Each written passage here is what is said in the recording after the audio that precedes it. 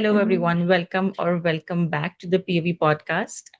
Today we are shooting the ninth episode of the POV podcast, and it seems unreal because when I started, I didn't know that we'd even reach to this number.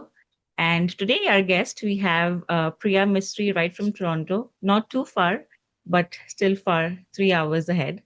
And Priya, like I always do this, I introduce the guest, but to introduce more about yourself, I think it's better if you do it. So it gives them a better idea. So, firstly, welcome to the POV podcast. And I hope you're doing good today. How are you? I'm great. Thank you for that warm introduction.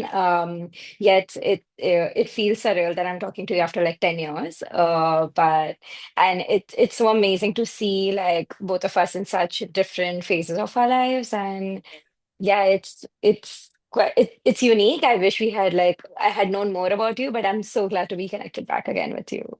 Same, same. So, if you Yeah. could tell the viewers about exactly Mhm, what you do, and we can go from there. And mhm, obviously, it's so great to see you. And the reason why I wanted was also to you be on the podcast is because we share a lot of things from the back, like you mentioned, mhm, 10 years back. So, I mhm, think that way we can also meet up like this. Uh, mhm. and yeah, we'll go from there.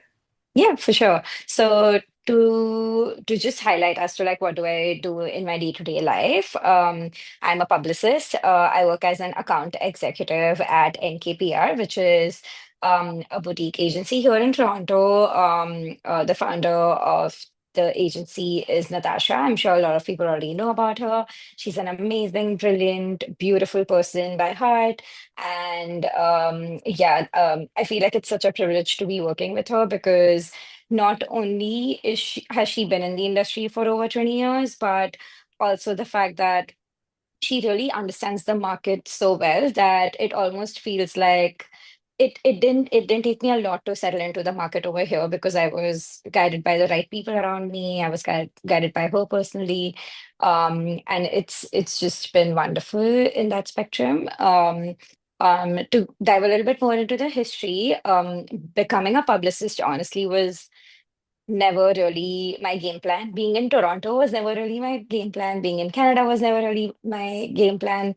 I was always somebody who thought who would be more into like some role in fashion or luxury, and I would definitely be settled in Europe. Somewhere in Europe was basically what I thought, but life has its own thing, and it just takes you to different places. So after I got done with my master's, I started working for a distributor who used to handle guest watches in India, and I started working for them as an account executive as well. Sorry, a marketing executive over there. And one thing led to another, and I was like, what is public relations? Like I've studied about it a little bit. I did my when it comes to my bachelor's, I did my majors in journalism. But I was like, I don't know how does public relations exactly work. I don't know what is it. My best friend back then really wanted to become a publicist. So I was like, okay, sure. Like if my best friend knows it, it's amazing, then I'm pretty sure it's amazing. So when I started looking into what public relations is, and I was like, okay, this is amazing. This is something that I really want to explore. But the thing is, for agencies, like I was not used to the agency life. I had always worked more on the brand side. So when I moved on to an agency, I was like, oh my God, like there's no stopping. The Indian work culture is also very different. Also for people who don't know, I'm from Mumbai, same as Rashmi. And yeah, so the work culture in India is so crazy, especially the agency life. And I was all up for it. I used to work like 12 hours. I was, like really out there, making sure that I'm giving my 100%. And the last agency that I worked at, Ideate Media Solutions, always close to my heart. They really gave me the push and the exposure to be out there in the market. And they really took the chance on me with luxury brands. So when I was working over there, I was servicing clients like Jimmy Choo, Michael Kors, Emporio Armani, and the likes of those. And yeah, leaving Mumbai, like that was my biggest, like I had to really put a stone on my heart and leave there because I was working for brands which were dream like. Like I don't think I would have ever like I don't know, never say never, but I'm not sure if I'll ever get to work for brands like that again. But if I do, then I'm ready for it. Mhm.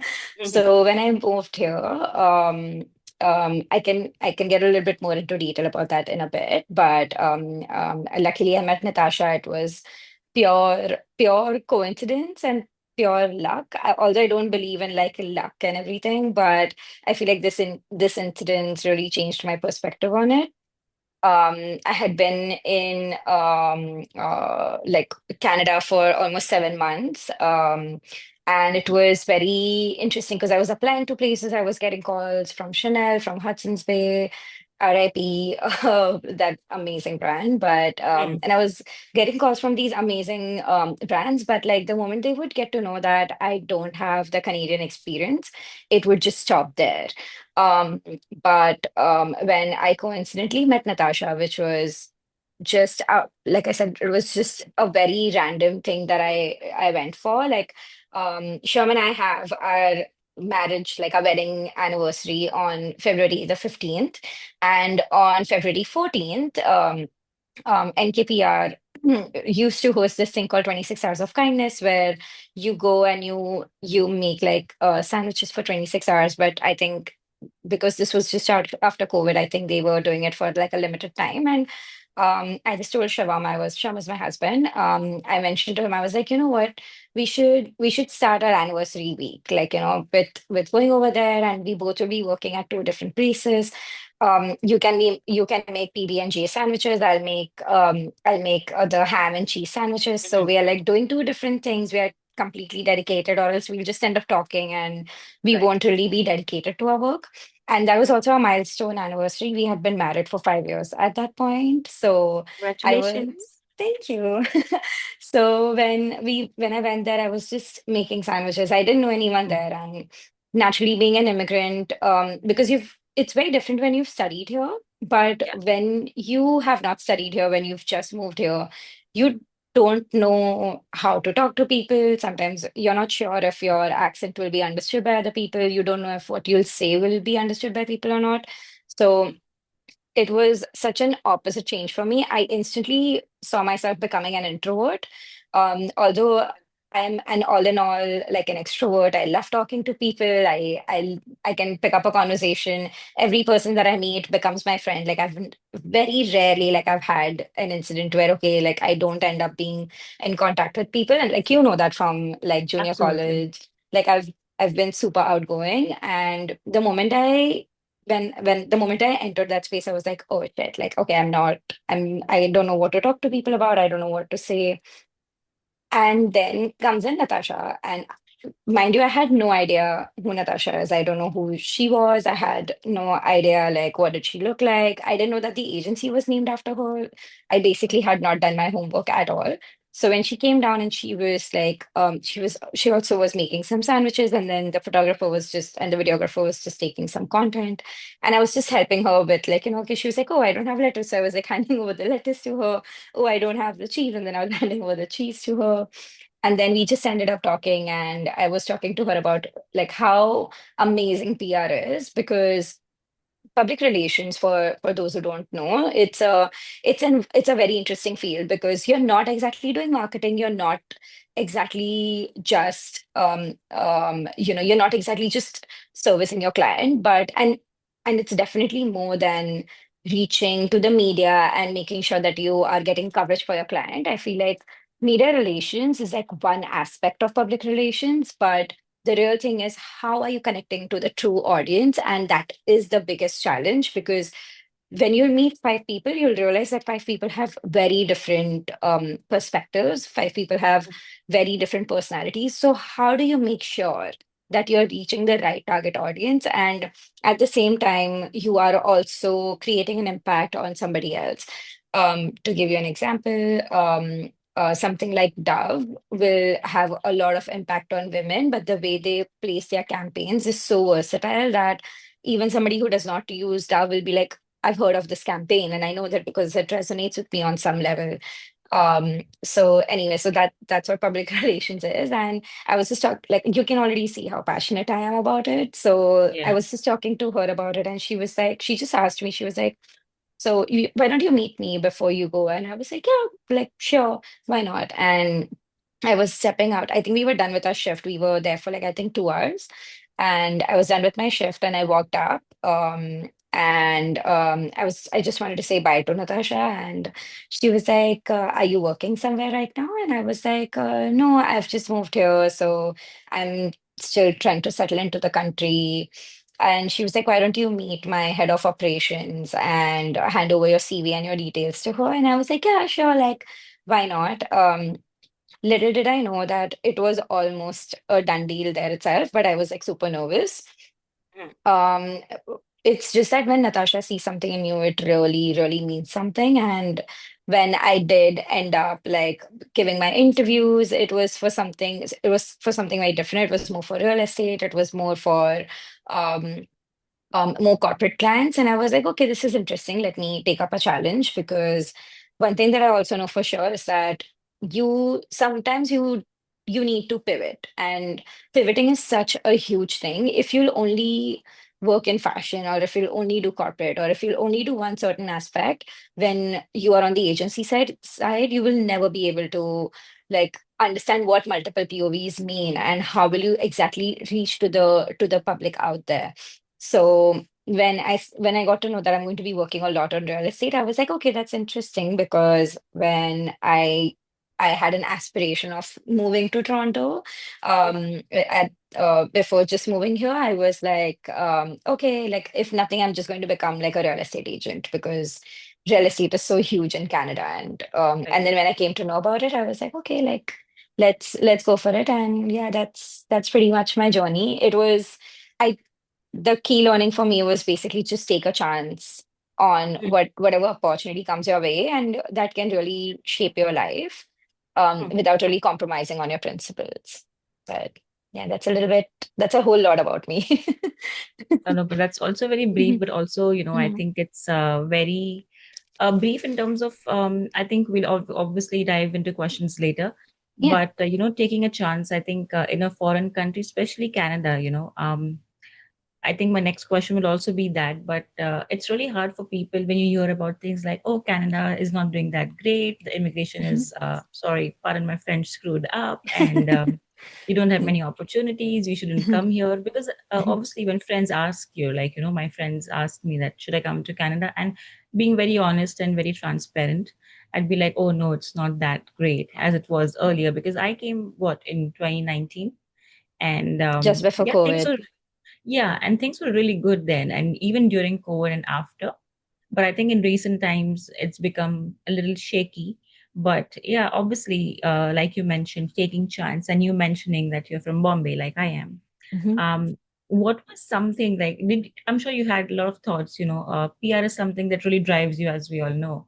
But was there something that really felt like, okay, it's like a 50-50 thing, or were you pretty confident, or did you have a backup plan? Like you did mention, Mhm. you did have the real estate backup plan to become a real estate Mhm. agent.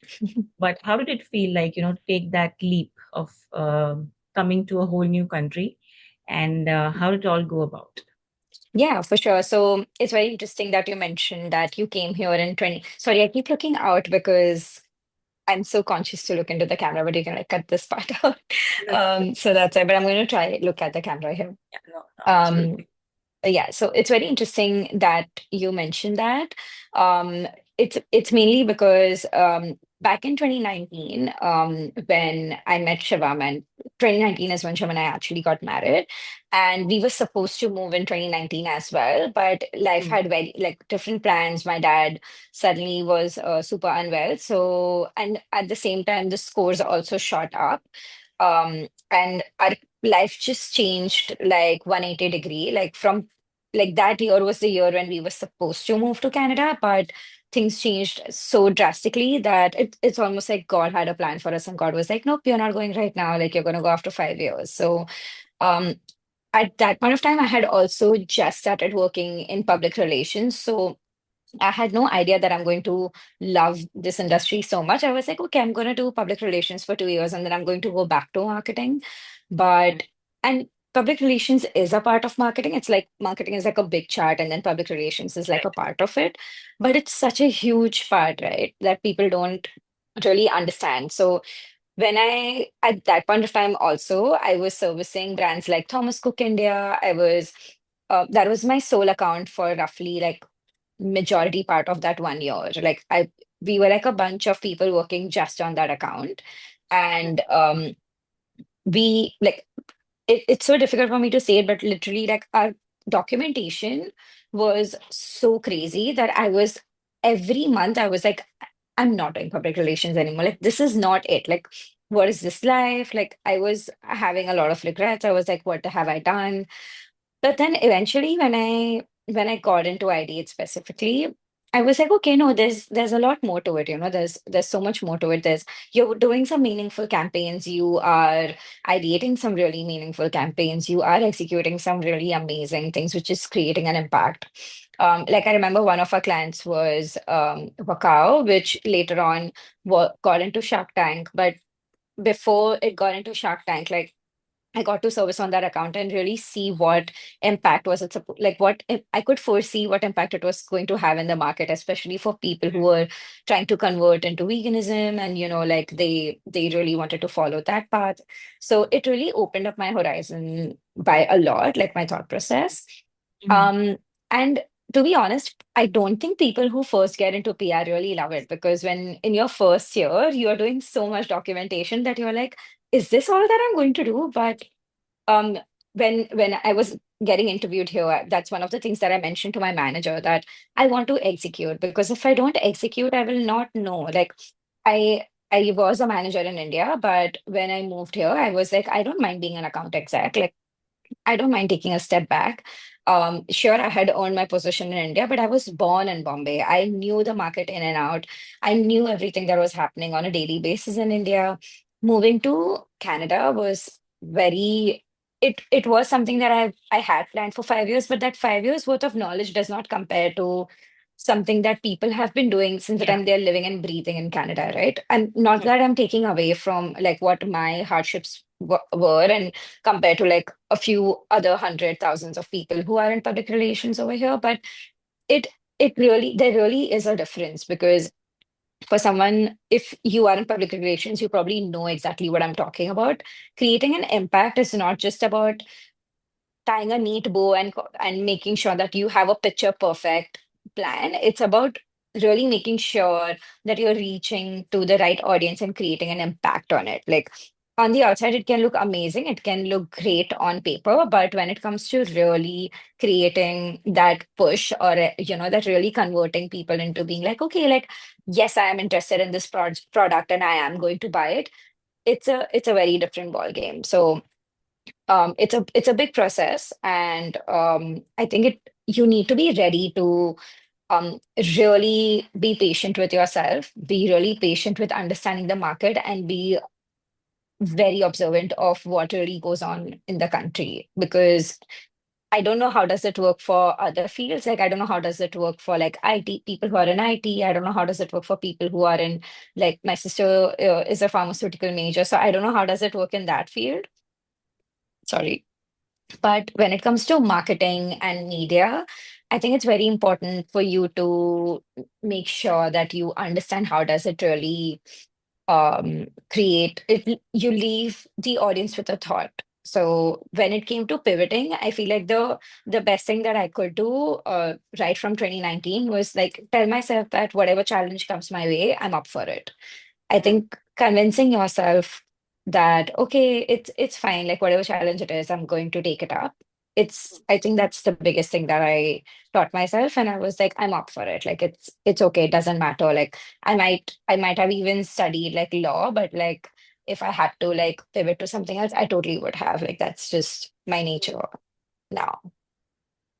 No, no, I think that's great as well. And not a lot of people can do that, especially coming from a different city. No matter, in Bombay or Mumbai is, People know it as, oh, it's a fast city, and people are anyway very modernized and they're aware of Mhm. what's happening, but still coming to a different country altogether. I think it takes a lot of guts, and to do something which is not what you really do, like pivoting, as you Mhm. mentioned. I think it Mhm. takes a lot of things in to actually go there and do it. Yeah, And kudos to you for doing that, for taking that thank you. chance.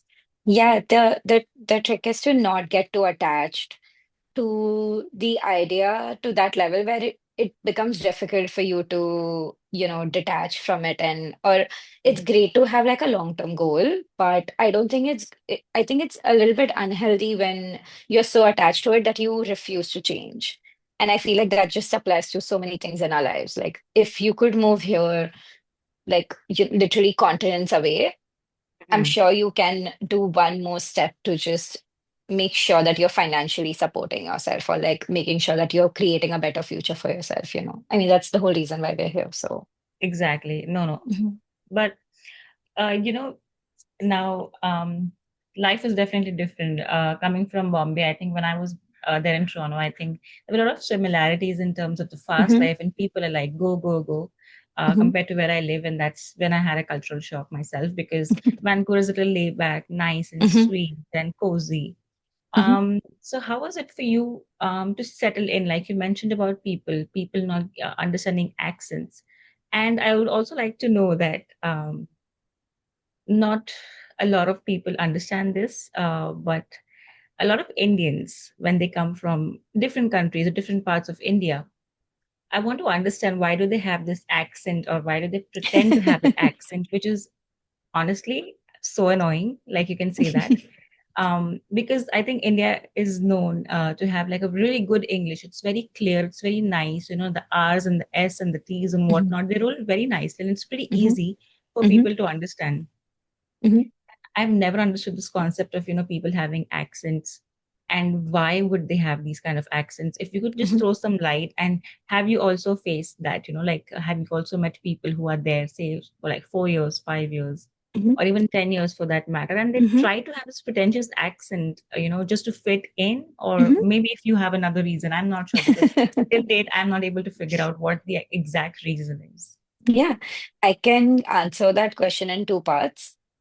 I think I first I would like to lay the foundation of where I was when I landed here, and the second part of it would be talking about like how to immerse yourself in like how did I immerse myself into the market over here, and what did I know about the market before I even like moved here.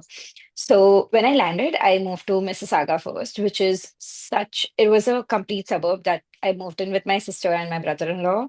And for the first 7 months, I was like, I am going to hate Canada. I was like, there's no way this is going to be my life. Like there were not a lot of people on the streets. There were like nobody to smile at, nobody to look at. I used to hear from people that okay, like, people are like super friendly in Canada, like they're super sweet and they are like they're out there for you. But like, where are the people? Like I don't see as many people. And I feel like for the first 2 months, that's where it takes you some time to understand that okay, suburbs are truly the suburbs. They are not like your Malad and Kandivali and Goregaon in Mumbai. They are literally like proper suburbs, like how you would be living on somewhere on the outside of even like outside of Panvel, even like really truly like place. You don't see like a lot of people. There's not a lot of crowd. Although Mississauga lately has been getting really populated, but it's still not as crazy. And then the first time when I came to downtown, I was like, hold on, like this is my vibe, but I'm still not sure how do I feel about it because, like I said, for the first 3 months, I compared everything to Bombay. It was all about like, oh, Mumbai does not have this. Oh, Mumbai has this better. Like the train system is better in Mumbai. Oh, like the people are probably better in Mumbai because I'm asking things and whatever. But when I moved to downtown, like when I moved to Toronto, is when I was like, okay, it's not it. It's like a perfect mix. It's like you have the limited number of people but will everyone will wish you good morning or good evening or good afternoon in the lift.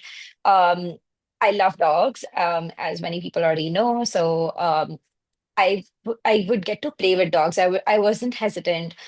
I think Toronto humanized the city, the Canadian life for me a bit more up until before that, it was just like, okay, like this is just how it is. And that is why Sherman and I, when I got the job, Sherman and I just moved here. To be honest, when we moved to Toronto, I didn't have a job in hand. I just knew that maybe something was going to happen with NKPR, and I just took the leap of faith, and I was like, let's just do it. And I was very lucky, touch wood, that things did work out. But we moved into like a very tiny studio apartment. It was cute. Um, and yeah, so it was amazing, but at the same time, it was very intimidating for the first few days because I was like, I don't know, like, do I talk to the neighbor or do I not talk to the neighbor? Am I talking too loudly? Am I talking like, am I being too outgoing? Am I smiling randomly at people? Like, what is it? But slowly, I got habituated to it. To be honest, in Toronto, I have not faced the whole issue about people not understanding my accent. I think it was more to do with the pronunciations that I had because in India, we follow British English, but Canadians follow a mix of British and American English, which is where my biggest challenge has been because I understand CP style a lot. For people who've studied journalism and marketing and PR know exactly what I'm talking about, which is Canadian press style. I understand that properly, but it's such a default setting that you instantly go back to it, and then you're just like, for color, your spelling will be different. For like, you keep going back and forth on it. So it takes a while. I think you really need to be patient with yourself, and there's always autocorrects. Like we live in such an amazing world where if there's an autocorrect, that will definitely help you out and take advantage of that. Yes, of course, there'll be times when you don't because you're in such a rush of finishing your task. But um, I would say like be patient with yourself to learn really if you really want to get into the culture of over here, then make sure that you're very cautious of these things. It is something that I'm still learning. I'm still getting out there. So that's one thing. Talking about accents, my one of my best friends from bachelor's moved to US, and when my sister Prerna, when she moved to Canada, um, I had a very good example of how to naturally get into the the talking style of people over here. Whenever I listen to them talk, it's not like their accents are very forced. So they still maintain like we still maintain our, like our rhythm of talking. I'm a very fast speaker, but I've learned to slow down. At least I hope I have.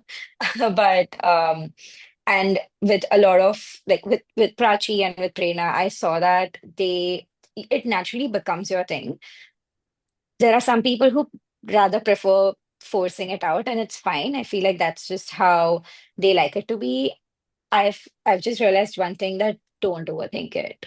Like just do what you think you're doing the best and don't overthink it. If forcing the accent is what is making you feel normal, do it. It's fine. Because at the end of the day, you need to be confident. And if being confident is what is really getting you a lot of things that you aspire in life, do it. But don't like, yeah, authenticity is key. I live by it, but that's just something that I live by. So if people really want to get out there and really roll their R's and really, blend it, have that accent, sure. I think as far as you're sounding clear, it really doesn't matter. Mm, So mm. yeah. Thank you for throwing light on that. The Mhm. reason I asked you is because you are new into Canada, and I think a lot of people, when I say a lot of people, I also mean Canadians and people who have Mhm. been here from India since a really long time. Mhm. And those are the people who would judge you and be like, okay, it's not coming naturally to you. Yeah. Within your own friends, sometimes, obviously, Mhm. authenticity, organic things are my Mhm. thing too. And Mhm. I never know, I wouldn't ever know, like, if I have an accent, if I don't have an accent, and it doesn't really matter because for me, I feel that as long as I'm communicating my point, I'm putting my point out Exactly. and someone is understanding it, fine, It's perfect. Yeah. And still, after so many years, when I say some things, people are like, "Excuse me, pardon, I didn't get it." And I'm like, "Yeah, I need to do something here because it's not, hitting." It's not So, hitting. Yeah. It's yeah, just a matter of saying schedule or schedule, ways or yeah, was. It's like, mm, listen, like, I feel like Canadians need to be a lot more chill about it because they have a mix of British and American English. So, how do I pick the right lane when it comes to what? I'm not born here, I'm not brought up here. If I've been in the country for just about 2 years, I'm pretty sure that people who've been here for even 10 years sometimes will slip up and say like schedule instead of schedule. Like, it's something like that. So you it's just that people are going to judge you no matter what. It's kind of on those lines. So you just have to be okay with it. Like I said, it's it's just about like making sure that you feel confident with whatever you're saying. Like there are so many times with it is the funniest thing. You know how we say carousel in India and then here they say carousel? Or Yeah, like, or it's the other way around. I don't know now at this point. yeah, no, no, you're But right. right. So I earlier I would say carousel, carousel, carousel. And then my manager would be like, do you mean carousel? I'm not sure what do you mean. And I would it took me a while, but now I'm like, okay, now it's ingrained in me. I was like, not once more do I want somebody to be like, oh, what do you mean? Do you mean carousel? But like it's fine. Like, it's okay. It's just some people like now my manager understands that okay, there are certain things that I might say which is because I'm used to saying it in a certain way, but she might not know what I'm saying, but it doesn't mean that it's wrong. Not that she ever said it was wrong. It Yeah, was just that it was just a matter of like making sure that I'm aligned with what my clients are going to hear when I say it, because at the end of the day I'm servicing my clients, so I just need to make sure on a daily basis if somebody is going to be like, sorry, do you mean this? And I just be like, yeah, it can be said both ways, it's fine. Like it's not the end of the world. So right, right. yeah. So yeah, if it's workplace, sure, learn the right way. If it's not a workplace, do your thing, man. Nobody cares. True, true. I think you're all so busy and tied up doing this, and which brings me to my second last question, or depending on how we go. I think social media, like see, PR you mentioned is like a Hmm. like marketing is like a big tree, and Hmm. PR public relations is like a branch. Hmm. Um, Having said that, I think social media is something that is really up there. It's trending, it's buzzing, and it's Hmm. out there, and every other person, like I always say, is a content creator, which again, I'm not dissing anyone. Really Hmm. proud of you because it takes a lot to go out there and do things Hmm. and to not care about the judgments. Hmm. But has it taken away a little from the PR side, or has it affected the PR side? Because earlier, I think, because you've worked in both the countries, right? So I think you would have a better perspective as to how it has changed things, social media just being there, and how people who really want to start. Because Hmm. when I post clips also, or when this podcast goes live, a lot of people want to start doing things, Hmm. but they're not able to. And I think one or two people, after seeing the podcast, they actually went ahead and did it, which is thank you. I'm glad I was able to, put that into you, because when Hmm. people who work into different industries say things, or, motivate you, I think it makes a real deal. So if you could just throw light on that. Yeah, I know it's a for very sure. big question, but however you want to answer it. Sure. So I think to begin with, social media is always going to be a roller coaster ride. I think ever since social media, like ever since we started going on it, especially since the time Instagram came into the picture, things have changed every year. And thanks to their updates and thanks to all the competitors of Instagram in the market, we will always see something new every year. And I think the biggest challenge is always going to be to adapt to it and to make sure that we how do we make it seamlessly, seamlessly integrate this into our lives. Um, and I I mean, I just think that sometimes you just need to like take a step back and see if you really want to be integrated into this also or not. Like, for example, when the growth of influencers and content creators happen, I think it's such a great opportunity for people to come forward and give something which is really unique and something interesting that you can offer to people. But does everyone need to be an influencer or a content creator? I don't think so. But because there are so many out there, do I get to say in it? No, not really. Because to be honest, I'm not an influencer or a content creator. I'm somebody who works a lot with them. So that's how I see myself. Um, have they affected the PR industry in some way or not? I feel like they've helped boom the PR industry a lot. Um, but I think now, because there's so many of it's like, how when there were so many IT people and then suddenly there were no jobs for IT people.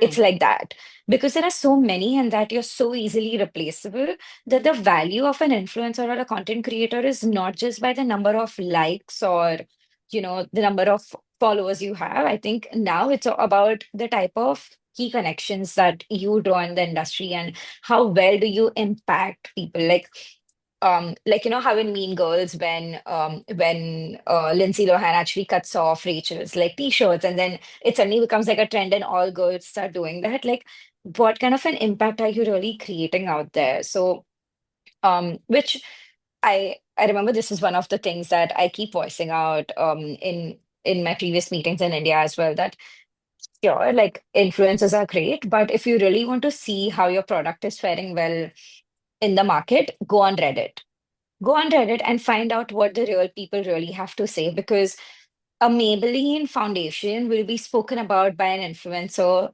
by tens or hundreds or thousands of influencers. But if you really want to see how, like, are people happy with the shade range? Are people happy with the texture? Are people happy with the packaging? Are people happy with the price point? You need to go on Reddit and find out how really is your product spoken about. And Reddit is a place where if you actually go in and you try to make a post about your product or something, people will very easily come to know that, okay, you're here to talk in favor of the product. So um, I think it's very easy to understand from Reddit as a platform that how are people really speaking about your product. And influencers are great to reach the mass audience, but you need to cover yourself up by like a 360-degree packaging, in influencers in general, I think they are great from an inspiration perspective. I think they are great when it comes to talking, like to be aware of like what are the latest fashion trends, what is happening, to see, okay, like if they're going to Coachella, I'm not going to go to Coachella, but would I watch an influencer go to Coachella? 100%. And I would love to see them. I would love to know more about what kind of pop-ups are happening over there, which brands are taking them over there. Right. So yeah, that's how I see it. Extremely sorry I yawned in between. I'm really You're sorry. good. You're good. It's okay. I totally get it. It's really early. Like I think it's like 9 a.m. for you or something. Um, It's okay.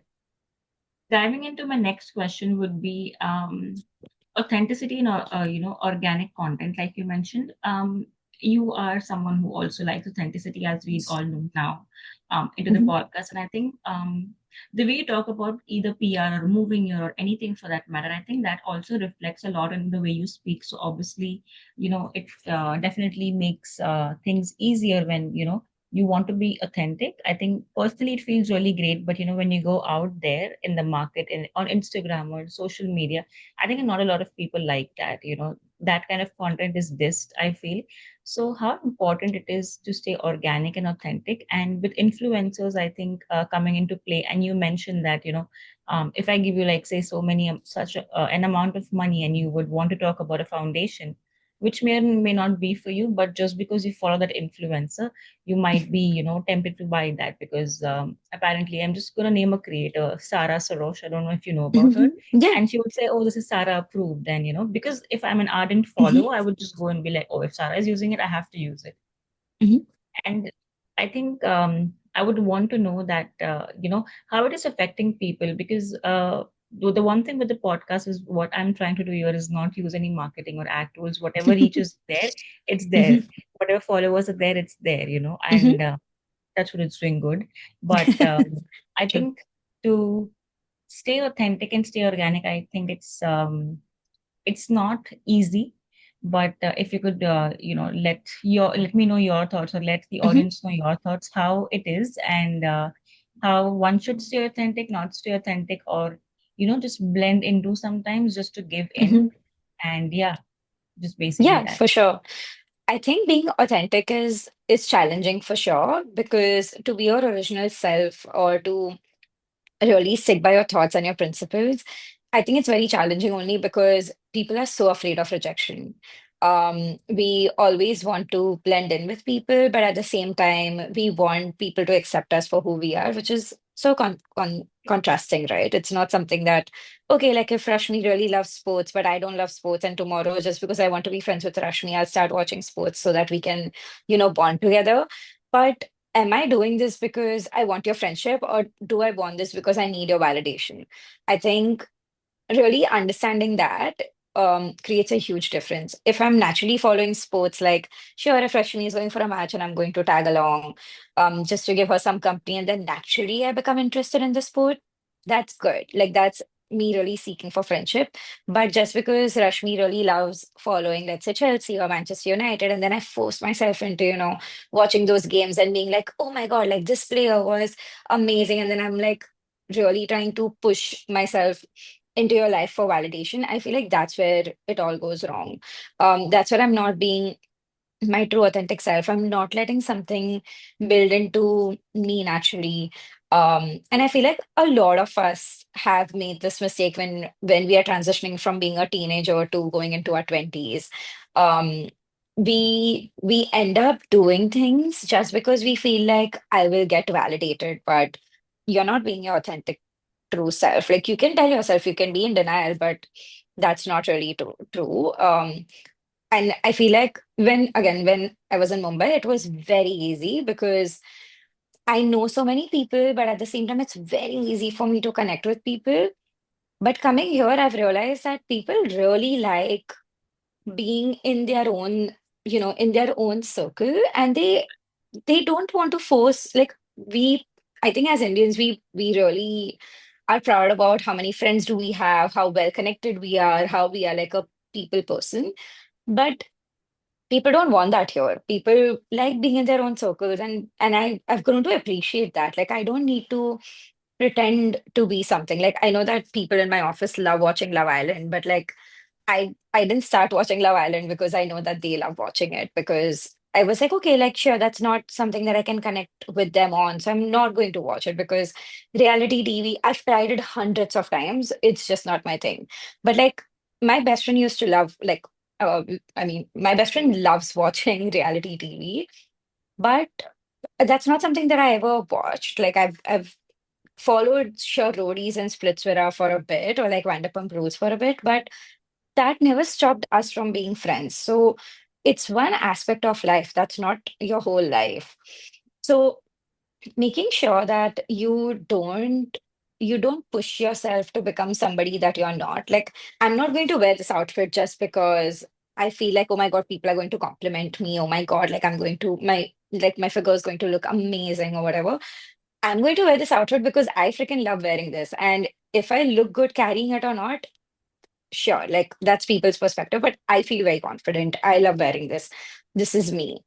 And I like, even between Prerna and me, we have like a 7-year age gap. But the way Prerna is and the way I am, I got to learn so much from her when I was growing up. And now she gets to learn so much from me, that now that she's slowing down because she's 37, I'm 30. She's like, I'm going into my 40s, but I feel like I'm a teenager again. Like, I'm in my 20s again. I want to experiment a lot more and all. Sure, like, do it. Be yourself out there. Don't be confined by what people are going to think, what people are going to judge. If people like you, they like you. If people don't like you, they're not going to like you. And being an influencer, like, if we go into that topic, like, I feel like I have a level of respect for influencers just for that, just for that thing, because being an influencer means being judged by hundreds and thousands of people on a minute by minute basis. The fact that you can block that voice and still continue to be yourself is great. But I feel like it all goes for a toss when you start recommending thousands of products at the same time, like thousands of foundations at the same time, right? Like you mentioned about Sarah Sarosh, I used to watch her vlogs a lot. And she is a great content creator. She's amazing, but like, I feel like there's some level of authenticity that she also has, right? Like, where she she does talk out about products that she does not like. She has her own coffee brand. So when she walks us through her process of like, how does she select her coffee, and Mm. she does that whole bit, which is like so interesting, right? Like, not a lot of people get to show that.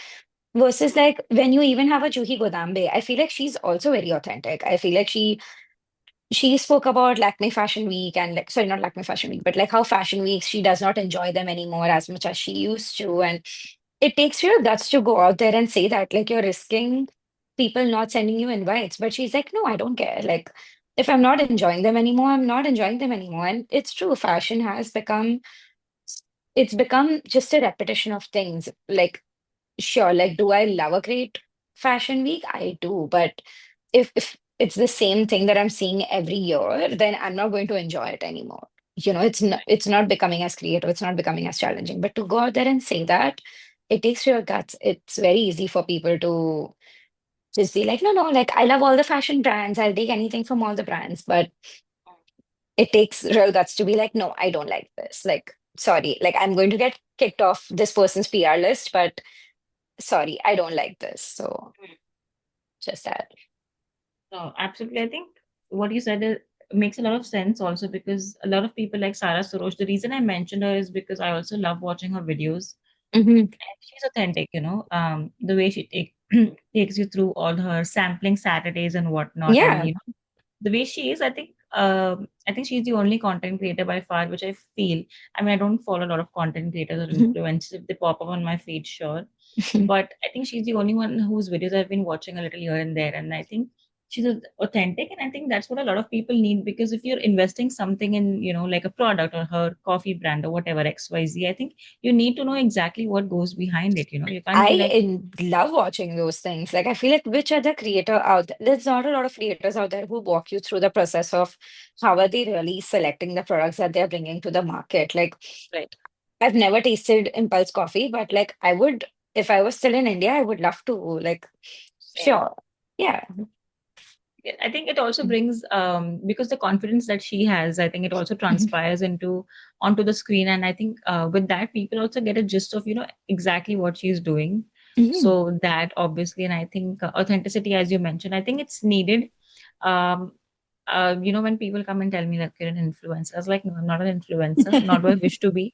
I'm a content creator. I think Mhm. that content That creator in tag terms of suits better. podcast, Yeah. yeah, Yeah. I think that is easier, and that is something I would accept as well because Mhm. influencer is like something that really gives me that those jitters. I was like, no, no, no, no, no.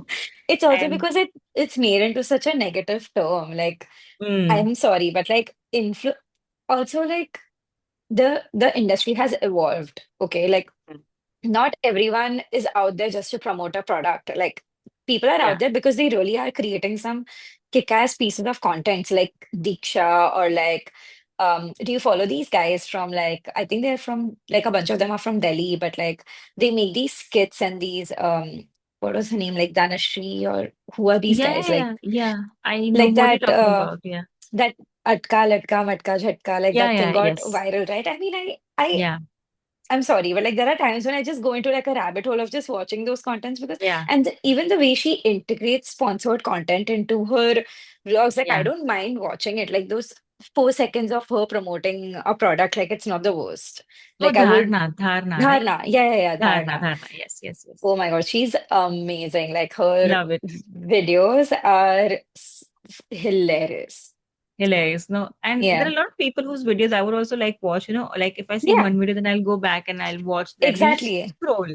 Yeah, But that's exactly why I think having to have that hold on your audience and while being authentic and while slipping in the product also makes it easier because they know that okay, yeah, fine, that she's funny or she's just being out there and she's just because I think comedy is something that people can teach you. It just comes naturally, and I think if yeah. people are hooked to that type of content, to buy that product is also very easy, I feel so. Yeah.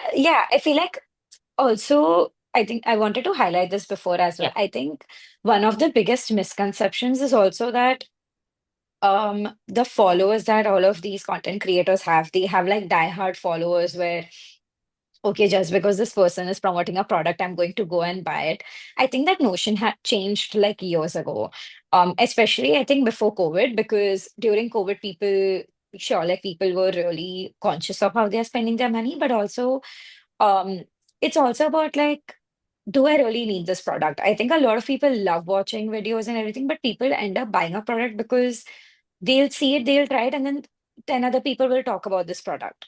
That's the only time when your product is really going to sell. An influencer can create awareness, but generating sales is I think it's a little bit far-fetched. I think you're when Mm. you when any brand does a campaign with any of these Mm. influencers, I think your goal is to create awareness. If your Correct. product is great, if your product either needs to look good or make people feel good. If your Mm. product looks good, it's going to sell. If your product feels good, it's going to sell. If it does not do either one of those two things, your product is not going anywhere. Like your product can look good, but have shitty performance, and people will still buy it because it looks good. But your product can might not look good, but it has amazing performance. It might not create as much awareness, but secretly everyone is going to buy it and use it. Because at the end of the day, there are two types of audiences, right? Who love hoarding things because it looks great, or there are people who are like cautious users who will buy something because okay, the Mm. longevity of this product is great, so that's why I'm going to buy it. I think understanding that, a lot of people already know that, but nobody really wants to accept it. That's Right. the hard reality. Like when having worked with so many brands, I know that everyone loves buying a Jimmy Choo shoes. But what is the one thing that I've always heard from people is that they are not comfortable to walk in, or even like Louboutins. Would I love to have a pair of Louboutins? Fuck that. I would love to have five. But are they comfortable to walk in? I don't think so because I've heard so many complaints. But because they look great, I would love to have it. I would love to be of that person that, oh, I'm one of those people who loves to own a Louboutin shoe. But if it's not going to be comfortable, I might not buy the second pair. I might buy one, but the second pair is 100% not coming. Yeah. So Yeah. I think that's what brands need to understand, that you need to make sure that you have that you make people feel good or you perform well. And if you Right. really nail that down, I think you've got a fantastic product then, or like a range of products then. Absolutely. No, it's good because I think a lot of not my audience, like a lot of people who follow me, I think they Mhm. also have like small businesses, and I think that would really help them because of Mhm. what you mentioned is because you've worked into PR in India Mhm. and Canada. I think you would have a gist of, or maybe a lot of things, that would really Mhm. help them. So thank you for bringing it out there. I think it's going to be Yeah, of very course. helpful. And Mhm. a product or a service, I think it's for both of them. I think I'm sure Yeah, it's yeah, for for both. sure. Mhm. Absolutely. 100%. And my one last question to you would be, Mhm. what is that one thing that you miss about Bombay or India in Mhm. terms of PR we're talking about, Okay. which you wish was in here or the other way around? Like it is here, but you wish that was in India. Um, what I wish was here, which does exist in India already, was a wide variety of like publications. Sure, media relations is a very small part of PR, but it's still a very important part of PR. And it also gives you a lot more to experiment with, when it comes to bringing brand awareness. I feel like the media landscape in Canada is very slim, and it's as the months are progressing, I feel like there's a lot of scope for people to start their independent publications and giving giving something unique to their audience. Like one example that I would give is Nandini Bhalla, who used to be with I think Harper's Bazaar and Cosmo. She started her own publication with her sister called Word Magazine, and they do a fantastic job. So there's also Homegrown in India, which also does something similar. Like they bring like really unique products to the market. Sorry, unique content to the market is how I would say it. Similarly, in Canada, there is this one publication called The Diary of a Social Gal, which is based out of Montreal, who does something similar. But I feel like there's a scope for many more such publications. I feel like people really want something unique and something, amazing, something which brings a very unique, you know, um, like a punch to the market. A, which is one of the reasons why people end up following a lot more influencers because they are the ones Yeah. making the content. But there's definitely a scope here too. What I wish was in India, what does exist here? Budgets. I Mhm. wish, I wish that people had the budgets to do a lot more. Like, I feel people are also, the clients here are also very trusting of the agencies here. That okay, like sure, like run with this project or like run with this event or something. I feel like in India, the budgets are a little bit more slim. It's also mainly because having worked with international brands, it's because a lot of these international brands, they believe that okay, they are yet to explore India as a market. I think they are very scared of doing something unique. Um, until I think like Louis Vuitton did like a pink Rani collection and then they called it a day, like or like when Dior did the thing at the Gateway of India in Mumbai, like when they did that whole runway and then shortly after, like Vivienne Westwood followed it. I feel like be more authentic with the Indian audience. Like India has the money to, carry these things. Like you do have the audience to buy products in India, but they just want you to resonate with, and not everyone wants like nobody wants like a Kolhapuri chappal being adopted by like an international brand and then being spoken about. We want to see what can you bring to the Indian audience, which is unique and resonates so well with them. Like I've been seeing do you follow this Instagram group of these dancers called the Vixen Club? Yes, I think. Yeah. I don't They're follow them, like but I know a about them. they're like a bunch of dancers from I think Bangalore, and fantastic style, fantastic way of integrating fashion into something like pop culture of sorts. Like sorry, integrating fashion into dance. And they are very pop culture pro, very traditional pro as well. So the way they really put themselves out in the market is fantastic. Like it actually shows you that okay, India is ready for not just like just one aspect of life, but like it's a growing market. Put your money out there, market it well, things can go fantastically. And at the same time, I feel like the audience here in Canada is also very ready to like absorb a lot of this. We just need to somehow make it look cool. Like that's the only thing. So yeah, those are my two Thank you, cents Priya. on all of it. Yeah.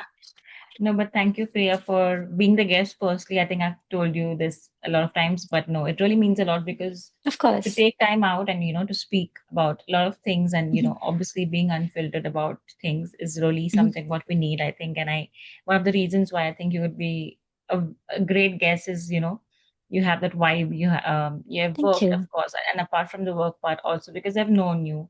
So I Mhm. think it would really be nice. And thank you for sharing Of so course. many key points.